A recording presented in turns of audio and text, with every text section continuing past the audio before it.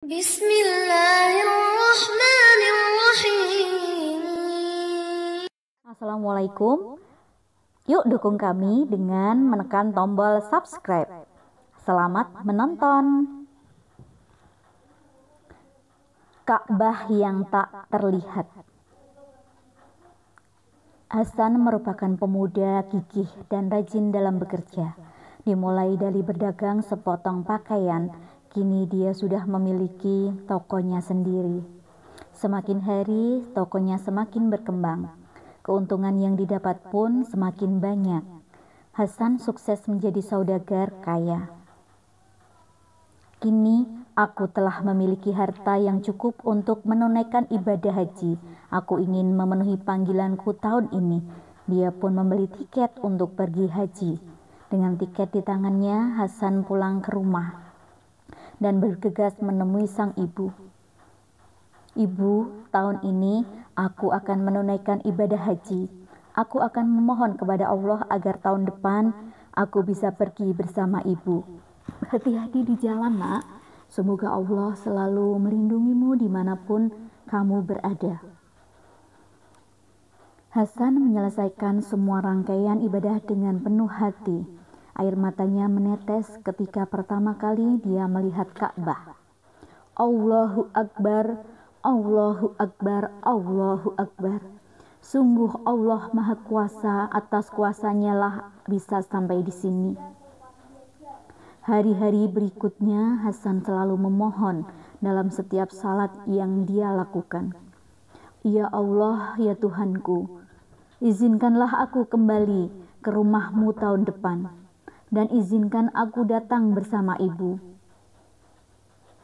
Allah mengabulkan doa Hasan. Tahun berikutnya, toko miliknya semakin berkembang. Dia pun berhasil mengumpulkan uang yang cukup untuk pergi haji bersama ibunya. Engkau sungguh beruntung sekali, saudaraku. Hasan begitu berbakti. Dalam perjalanan, sang ibu terus-menerus mengucapkan syukur.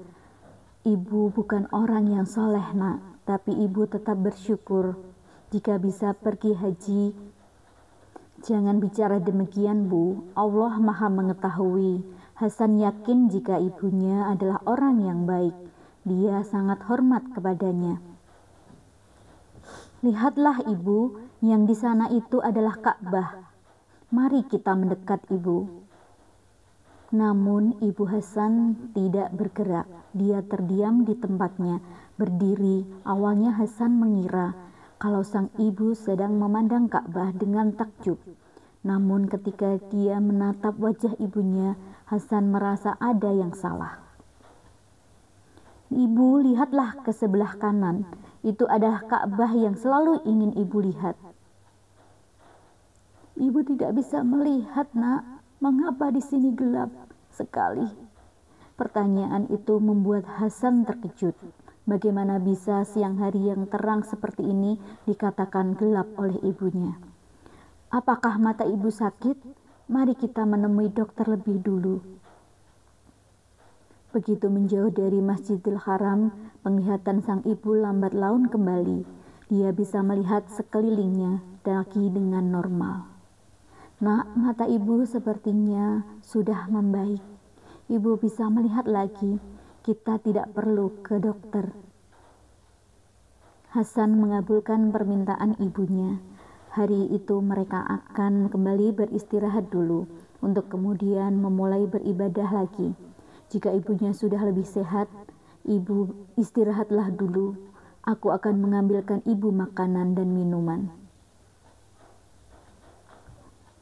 Namun kondisi mata ibunya kembali memburuk ketika mereka memasuki Masjidil Haram lagi. Ya Allah, mengapa mataku tidak bisa melihat lagi? Semuanya terasa begitu gelap. Nak, antarkan ibu kembali. Apakah ibu merasa pusing? Jika tidak, maka aku akan memapah ibu. Kita akan menyelesaikan ibadah ini, Bu. Aku tidak akan meninggalkan ibu berpisah.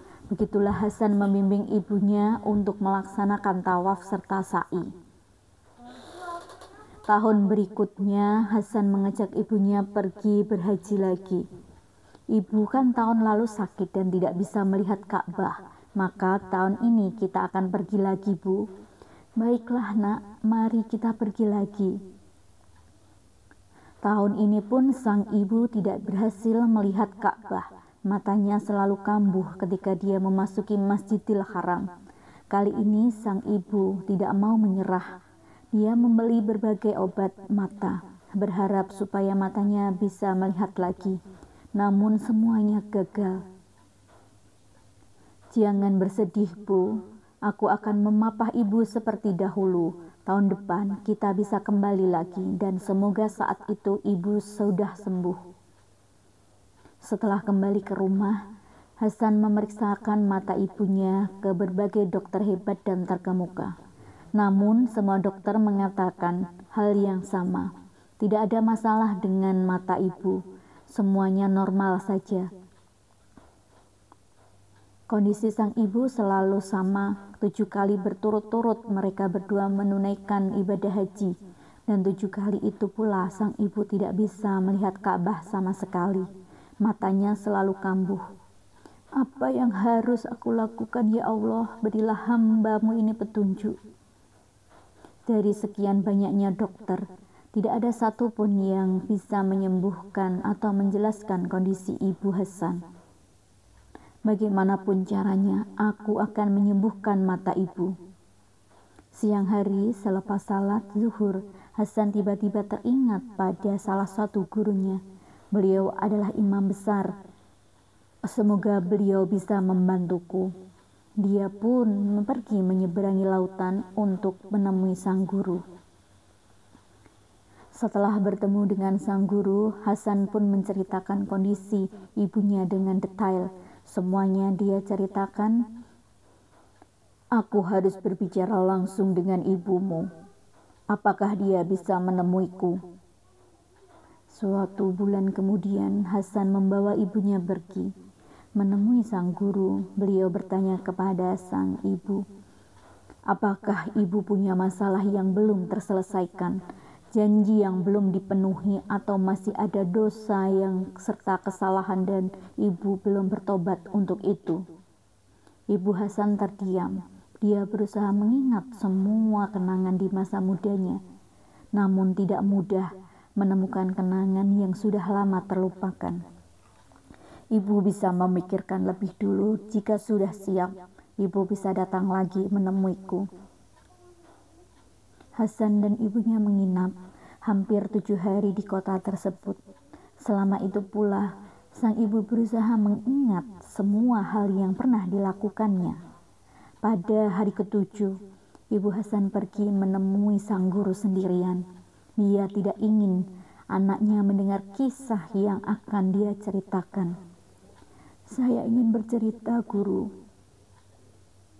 Ceritakanlah. Jika Allah mengizinkan, aku akan menolongmu.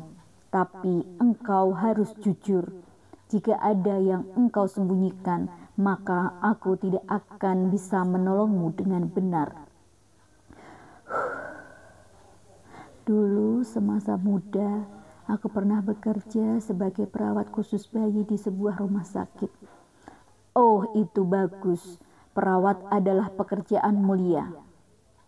Aku yang saat itu masih muda begitu terpaku pada harta.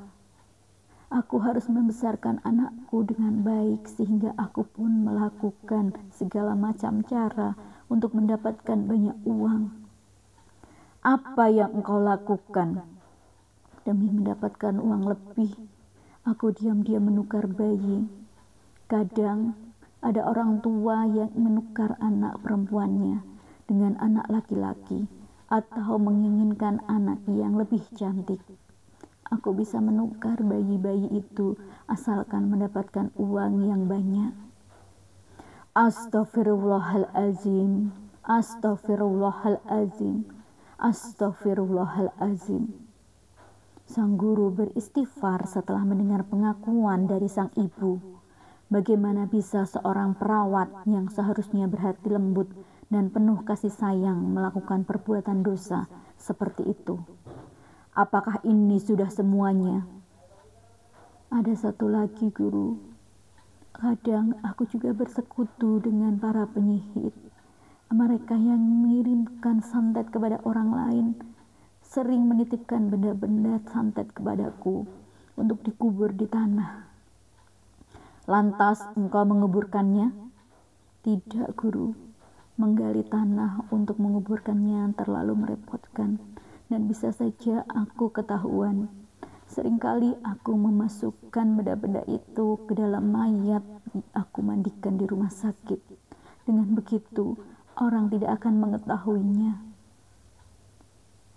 Bagaimana bisa engkau melakukan semua itu? Dengan menukar bayi, sang ibu telah mengacaukan kehidupan banyak keluarga. Takdir dan jalan hidup anak-anak itu tidak diketahui lagi. Apalagi untuk bayi perempuan. Hal ini berkaitan dengan para muhrimnya, siapa yang bisa menjadi wali ketika dia menikah, dan siapa saja orang-orang yang tidak boleh dinikahinya. Bagaimana bisa engkau bertanggung jawab atas semua itu? Sedangkan untuk semua jenazah yang engkau beri benda-benda sihir, apakah engkau tidak tahu bahwa semua manusia harus kembali dalam keadaan suci? Ibu Hasan menundukkan malu. Dulu dia tidak pernah memikirkan akibatnya bisa sebesar itu. Aku minta maaf, semua ini di luar kemampuanku. Bertobatlah kepada Allah sebelum semuanya terlambat. Semoga Allah mengampuni dosa-dosamu. Sang ibu tidak bisa berkata apapun lagi. Dia pun pergi dari rumah sang guru. Selang beberapa tahun, Ibu Hasan meninggal. Keanehan terus-menerus terjadi. Lubang kubur yang telah digali menutup kembali. Kejadian itu begitu cepat dan terulang berkali-kali. Hingga malam tiba, jenazah belum bisa dikuburkan. Satu persatu pelayat pun mulai pulang ke rumah masing-masing. Apa yang harus hamba lakukan sekarang, ya Allah? Tiba-tiba saja datang seorang laki-laki bertudung hitam. Aku akan mengurus jenazah ibumu sekarang. Pergilah dan jangan menengok ke belakang. Hasan bersyukur ada yang bersedia menolongnya. Namun hati kecilnya merasa penasaran. Apa yang akan diperbuat lelaki itu terhadap jenazah ibunya?